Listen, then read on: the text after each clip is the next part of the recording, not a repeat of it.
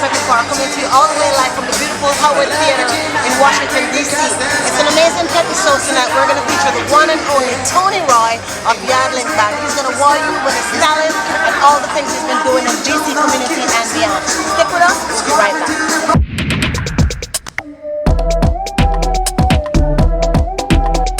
So proud of you. Thank you so much for coming to the show. To be in these places at the time that. So yeah, I'm in the right place at the right time. Yeah, what time now? I told you the Jamaican accent was gonna come out. I'd love to be able to name all the bands, and I can't. But I know I'm gonna miss. You've been called selfless. You've been called kind, loving, all kinds of stuff. We know you're passionate about. Talk about your little 10-month-old son. Yeah. Talk about that. Your pride and joy, of course. I love my son. His name is Jawari, and he was born on Christmas Day. Wow.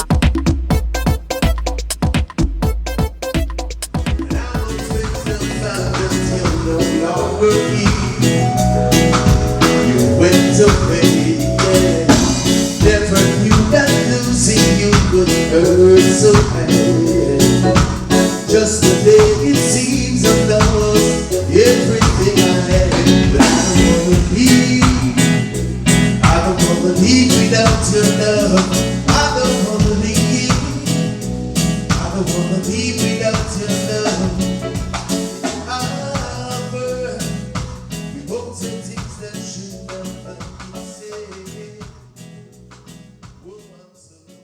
Welcome back, everyone. I am joined by Tony Roy of Yardling Band, another reggae band that is mashing up the place in the DMV area. Tony Roy, welcome to the show. It's an honor Honor to meet you. to meet me again. Again. Okay, we know what the feeling. All right, so people want to know, you have such a beautiful voice. It's like, when you start singing, we're like, oh my God, who is this guy? He sounds like this person, he sounds like this person, he sounds like that person, but you also sound like your own person. True. Since you've been singing, who are the people who you've been compared to musically? Yeah, a lot of people compare me to Dennis Brown, of course, Luciana, and Gregory sometime. Yeah, but Dennis Brown was my main idol from the day one. From day one. Yeah. Frankie Paul, you know, the whole string. The whole stream. And you came to the States in the 90s? Yeah, 97. 97. And when you came to the States, were you already a musician? Most definitely. Definitely. I started out in school back home in Jamaica, you know. And I was with the Chosen People Band. Then I was the lead singer and the drummer. That's where we started out. And that was in the 70s. In the 70s? In the 70s. Because I started in school. Okay. I'm going to look for your face. 70s, okay. Started out in school? Early 70s. Early 70s. Yeah. You know, that's where I started out in school. And then after I graduated from school, we picked up our own thing then. In Jamaica still? In Jamaica still. And that's when we were officially formed the Chosen People Band. You know, back in school, it was the school band. Yeah, so we started there, and we had the privilege to tour the States in 1985. Really? Yes, that was the first time on a plane, first time ever through music. And that's where we started. And it went very good. We did a couple of singles. We did an album, which didn't come out because shortly after that, the band broke up, you know, for different reasons and things, you know. And then I migrated to the States in 97 and met up with a lot of different bands.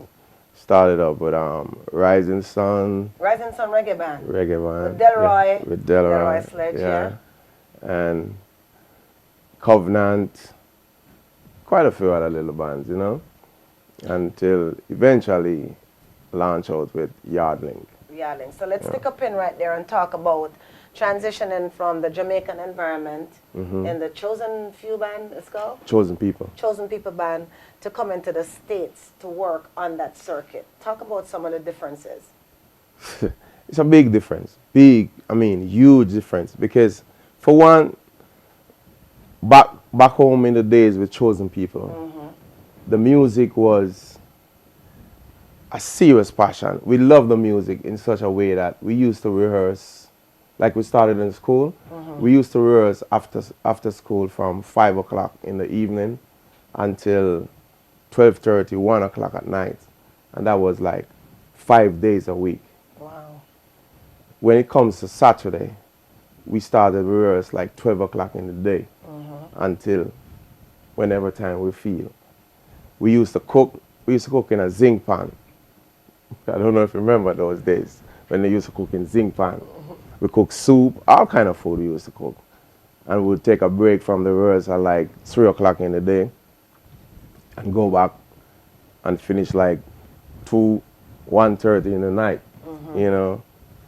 And that's it. But here, the musicians here, when it comes to rehearsal, it's very hard to get the musicians them to sit in and rehearse, you know, for different reasons, you know, because a lot of the musicians here, they play with different bands, you know, so it's like it take out time out of playing with another band to rehearse with another band, because, and you have to understand it, you know, because a lot of the musicians here, they just stick to music alone, you know.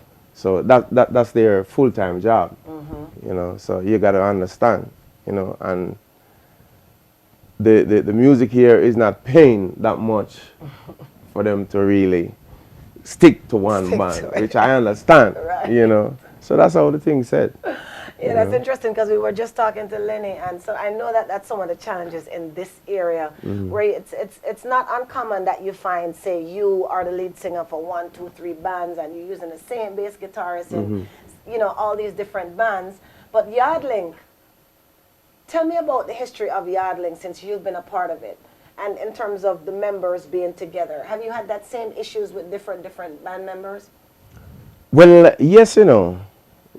I do have that same issue, you know. And like again, I said, we have to understand, because, for example, the keyboard player, you know, he play with different bands, you know. So sometimes we have to use different keyboard player on this show. Another show is a different keyboard player again. The drummer, the same thing, you know. So yes, I do have a problem, but like I said, I got to understand, you know. So in terms of having, if I were to say who are the 5 members in Yardling Band, are you able to list those members?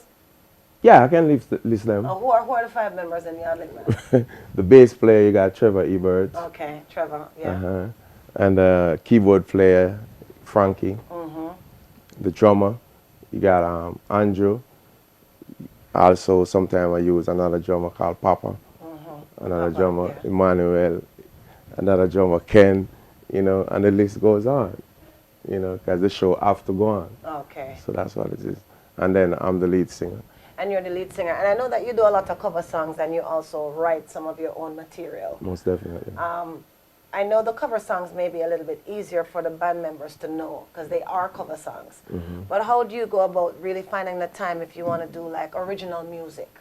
Which is something that a lot of people want to see sometimes when they go out for reggae. They gravitate towards what they know, but they like to know like a band has original material. What's that process like when you write a song and then the band has to learn it for you to give a great performance of that song?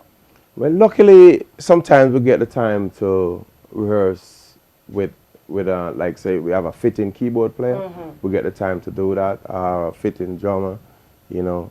We do find some time to do that before the show, so we were able to perform originals on the shows, you know. So it's not so bad. It's not so bad. No. And you keep doing it, so obviously there's things that you love about it. Most definitely. What's the high point of you being a reggae artist? Well, being a reggae artist, I born and grow in Jamaica. Okay. Right. I grew up under the tree of reggae. Right. So I have no other choice than to love reggae. You know what I mean? And back in my youth days, on the radio, every day, night and day, all I could hear is reggae, Dennis Brown, Gregory Isaac, Sugar Minott, John Holt, Alton Ellis, Ken Booth, name it, you know. And that's how I came up. And that's why you came up. And you know, the reggae scene has changed somewhat. We know that dancehall is a part of reggae music. And you're naming all of these reggae greats who people can identify with, because those are the people who came up with positive and uplifting reggae music. How do you feel the environment has changed now in terms of what people are putting out as reggae music versus back in the day? Well, yes, it has changed, and it has created a problem in the scene, but it's going to go back. It's going to go back? It's going to go back, definitely. How do you think it's going to go back? With people like me, Okay, I like that. it has to go back. It has to go back. You know, because for one, I get that positive energy from people when they hear my songs. You know, here and there, people always say, man, the industry is lacking songs like these and voice like these. You know, we need more songs like these to come out. So I know it's going to change. And we love that. We are hopeful because we really want it to go back. So you talk about you born a yard, under the tree, you grew up with the reggae music, and that's Most why you love definitely. the reggae music. And you have a song that's my favorite because it speaks about what you just said. Yard, me born and grow. Most That's why we definitely. love the reggae music. So I want you to touch that for all of the people who are watching in 21 Caribbean islands and other places. A little piece of Yard, me born, right here on PEP Talk TV. Okay. Okay. Ooh, baby. Ooh, baby. Well, Lordy. I yard me born and grow. That's why me love the reggae music. I yard me born and grow. That's why me love the reggae music. I yard me born and grow. That's why me love the reggae music. I yard me born and grow. That's why me love the reggae music. Keep in the session and you want it for ram. Make sure Tony Roy have the mic in him, man. Flash up my name up on the radio station. And film me picture up on the television. Right, you know I am the rum dance man. Ram up your dance all, cock up your session. Full time you know I am the rum dance man. Ram up your dance and cock up your session. I yard me born and grow. That's why we love the reggae music. I yard me born and grow. That's why we love the reggae music. I yard me born and grow. That's why we love the reggae music. I yard me born and grow. That's why we love the reggae music. That was beautiful. I will know what have the studio audience are rock, but I've commanded them to be quiet. So that's why you're not here to big up. That's beautiful. And we want some of the people who are putting out music that's not so edifying to pay attention to stuff like that, so we can really turn the music around. True. All right, so you have a CD here. It's called Waiting List. I'm sure it's been a long time coming. This is your first CD, right? This is my first album. I have a single out before. You have a single. Okay, so let's talk about Waiting List. What took this so long? I'm sure it's worth the wait, but why is this just coming out? Well, the time. The timing. Time. The right timing, and to get the right people in it. And that's about it.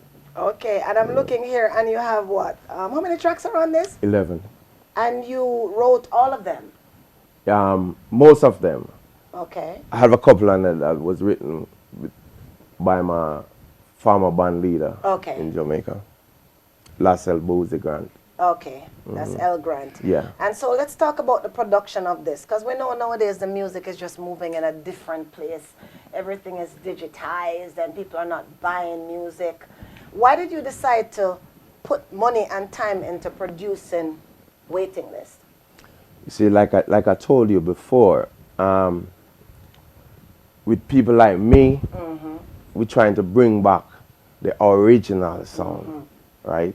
And if you listen and notice with this album, nothing and this is digital. Yeah. Everything is from the original sound. Original sound.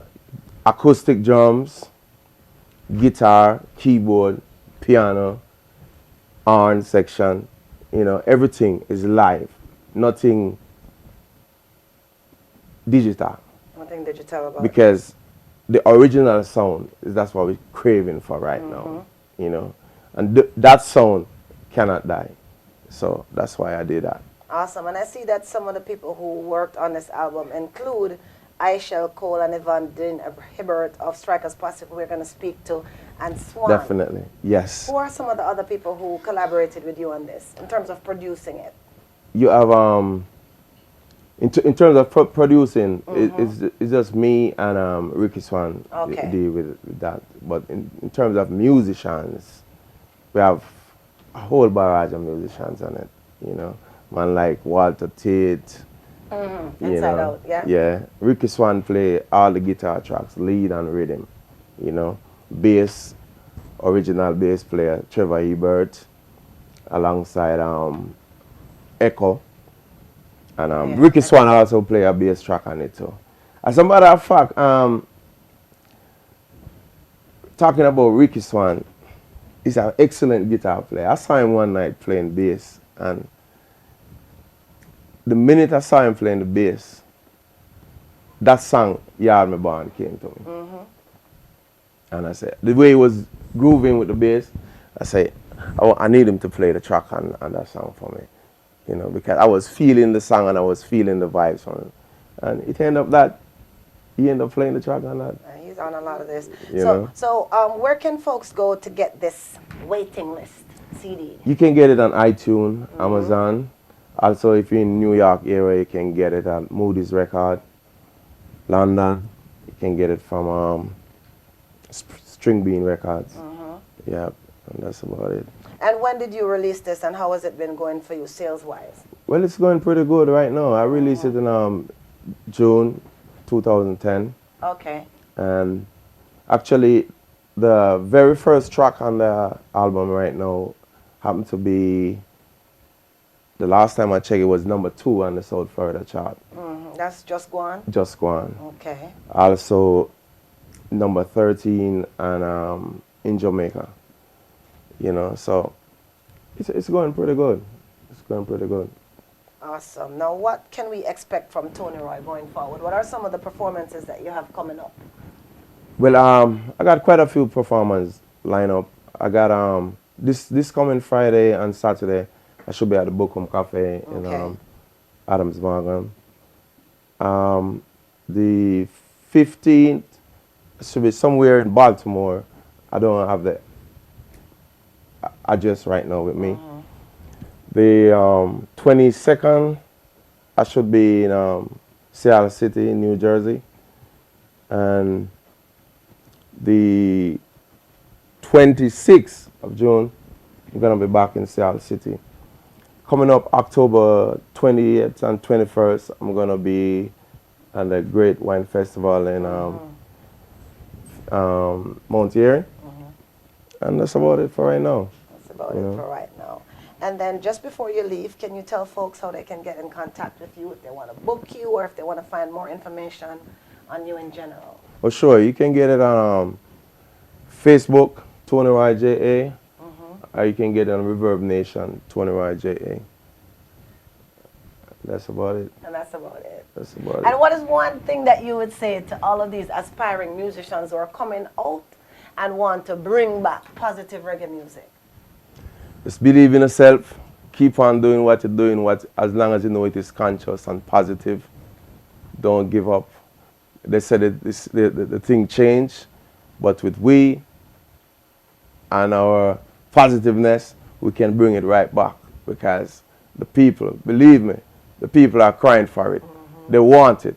Because I'm not trying to beat down anybody, but a lot of these new songs are coming out, they're not lasting. You know, you play them today and you enjoy them, but tomorrow when you pick it up, it's like, surprisingly, it changed. It changed. You know? So you wonder if the CD changed by just putting it down. Because that's not what it sounded like yesterday when you're listening. Right. You know? But believe me, for instance, you pick up a Bob Marley song from there and play it today. It even sounds better than before. Yeah. Check that. Thank you. And those are great words from someone who has in the business for a long time. If you want to keep hearing music that has longevity, you have to support positive and uplifting music, such as music from Tony Roy, Lenny Curlew, Strikers Posse Reggae Band, and all the fabulous people we're speaking about to on season 3 of Pep Talk. Get waiting lists, just Google it, and we'll check you on another show. Until then, keep it locked to all things Pep Talk. Love your advice. It's your beauty, what a glorious sight. Just love me now, and everything will be alright. Cause I'm hungry for your love, starve for your kisses and embrace. Baby, yeah, hungry for your love, starve for your kisses and embrace. Amazing show that was. That performance at Howard really took the cake for me. I've seen Tony Roy perform many times, but never in this light. Keep it locked to all things Pep Talk, and remember, we have a lot more coming for you in season 3 and upcoming in season 4. Until we wrap again, take care. Peace.